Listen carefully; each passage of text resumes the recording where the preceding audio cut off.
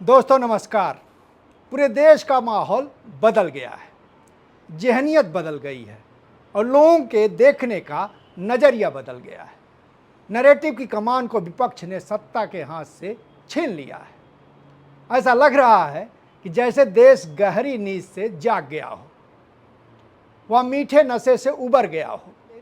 अब उसने नई अंगड़ाई लेने की ठान ली है, जो कुछ खोया है उसे फिर से पा लेने की जिद कर ली। और इस काम में नीचे के मासूम बच्चों से लेकर शीर्ष पर बैठे विपक्ष के नेतृत्व की मंशा बिल्कुल एक है।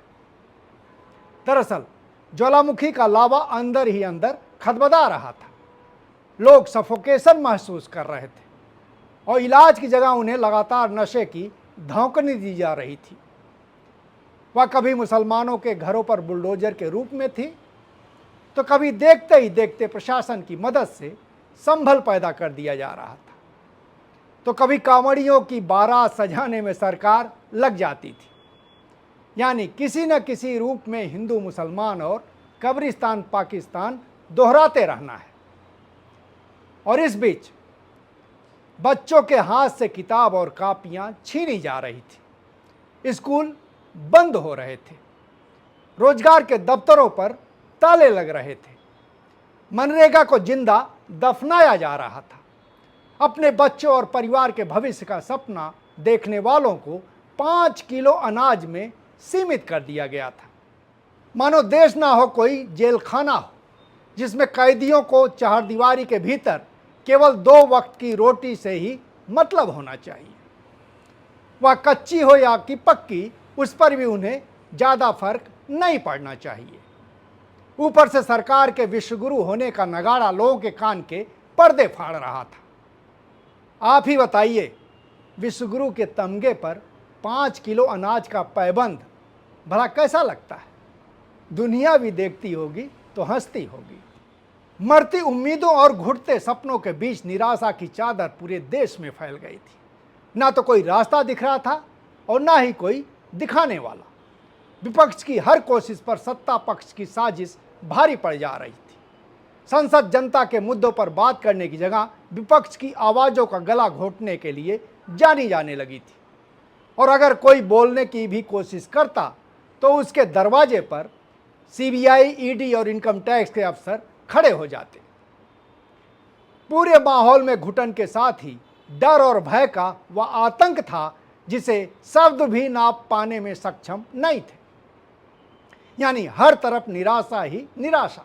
ऐसे मौके पर जिन संस्थाओं को बोलना चाहिए था और जनता की आवाज़ बननी चाहिए थी, वो खुद जनता के खिलाफ खड़ी हो गई। संविधान की रक्षा की शपथ लेने वाला सुप्रीम कोर्ट सरकार के सामने नतमस्तक था।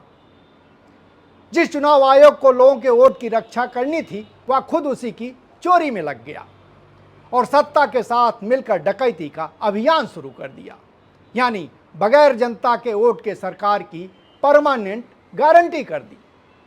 अब लोकतंत्र के लिए इससे बुरी बात भला और क्या हो सकती थी? एक ऐसा लोकतंत्र जिसमें जनता की जरूरत ही खत्म हो गई, उसकी इच्छा और मत की कोई कीमत ही नहीं रही, लिहाजा पानी सिर से ऊपर चला गया था।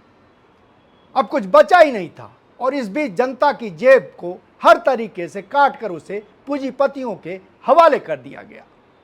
5-10 हजार बैंक बकाए पर गरीब को हाजत में डालने वाली सरकार ने कारपोरेट के 16 लाख करोड़ रुपए एक कलम से माफ कर दिए। इस बीच स्कूलों की इमारतें भले ही गिरी हों और नए स्कूल न बन पाए हों, लेकिन हर जिले में बीजेपी के 5 स्टार दफ्तर जरूर खड़े हो गए। बीजेपी संघ से जुड़ा हर नेता मालामाल हो गया। अब ऐसे में लोगों के पास भला चारा क्या था? नाउम्मीदी के इस धूप अंधेरे में बहुत दूर दूर तक रोशनी कोई एक किरण भी नहीं नजर आ रही थी।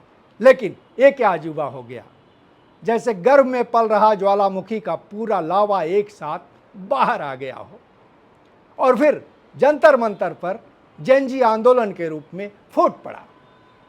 यह ऐसा विस्फोट था जिसने लोगों की घुटन भरी जिंदगी में नई ताजगी ला दी। लोग खुली हवा में सांस लेने लगे। पुरानी भक्त पीढ़ी के जहरीले विचार हवा में घुलने लगे। न तो उसका अब कोई नया खरीदार था और न ही उनमें वह ताकत कि वो दूसरों को आकर्षित कर सके। उल्टे जेनजी द्वारा पेश किए गए सवाल उसके कानों से टकराने लगे और उन्हें फिर से सोचने के लिए मजबूर कर दिए। परिवारों में जो संतुलन अभी तक सत्ता के पक्ष में था वह बिगड़ने लगा। दरअसल यह वह पीढ़ी है जो तर्कों में विश्वास करती है, आधुनिक वैज्ञानिक नजरिए से सोचती और देखती है, गुलामी के बरक्स आज़ादी की खुली पक्षधर है, न दूसरों को डिक्टेट करती है और ना ही खुद डिक्टेट होना चाहती है। यानी शुद्ध रूप से कहा जाए तो वैचारिक तौर पर इसका मौजूदा निजाम से 36 का रिश्ता है और यही बात जेनजी और 56 के बीच तकरार का कारण बनी। दोनों एक दूसरे को फूटी आंख भी नहीं सुहाते। अनायास नहीं, पायलट गन और कील भरी लाठियां चलवाने के बाद जनाब माफी मांगने की जगह बच्चों को माफ करने के लिए प्रकट हो गए। अब इससे बड़ी विडंबना और क्या हो सकती है। लेकिन समय का पहिया अब घूम चुका है, उसके पास वक्त भी बहुत कम है, लिहाजा उसकी रफ्तार बहुत तेज हो गई है। जंतर मंतर से भरोसे और आत्मविश्वास का जो हासिल है वह पूरे देश की पूंजी बन गया है और हर शख्स इस समय नई उम्मीद से है। जंतर मंतर का यही जज्बा झारखंड में छात्रों को जीत दिलाया।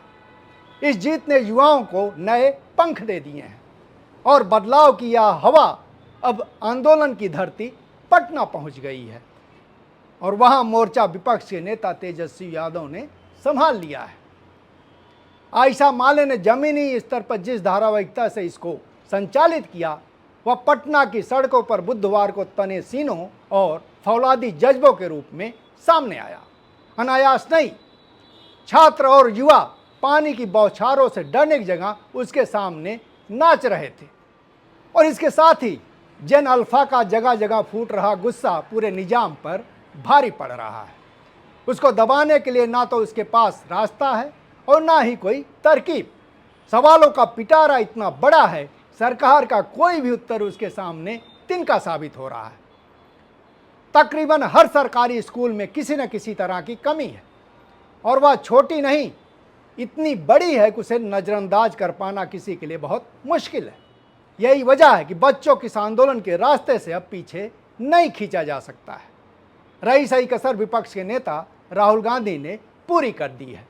वह पैदा हुई इस नई उम्मीद का चेहरा बन गए हैं, जेनजी की पहली पसंद है और समाज के हर हिस्से का उन्हें भरोसा हासिल है। छात्रों की गूंज कार्यक्रम में उमड़ रही भीड़ बताती है कि वह युवाओं के दिलों पर राज करने लगे हैं। अभी तक महज 4 कार्यक्रम हुए हैं लेकिन उसकी गूंज बहुत दूर तक सुनाई देने लगी है। उसी सफलता का नतीजा है कि कांग्रेस वर्किंग कमेटी ने इस कार्यक्रम को 800 स्थानों पर करने का फैसला ले लिया है। यही सिलसिला अगर आगे बढ़ा तो एक दिन पूरा देश एक साथ एक सुर में बोल उठेगा राहुल गांधी। दोस्तों, आपने पूरा वीडियो देखा, इसके लिए आपका बहुत बहुत शुक्रिया है। हम आप एक दूसरे के साथ बने रहें, लिहाजा उसके लिए ज़रूरी हो जाता कि आप चैनल को सब्सक्राइब कर लें। कोई टिप्पणी हो, किसी तरह का सुझाव, तो नीचे आप कमेंट बॉक्स में दे सकते हो, हम तक पहुंच जाएगी। बहरहाल एक बार फिर आपका शुक्रिया। नमस्कार।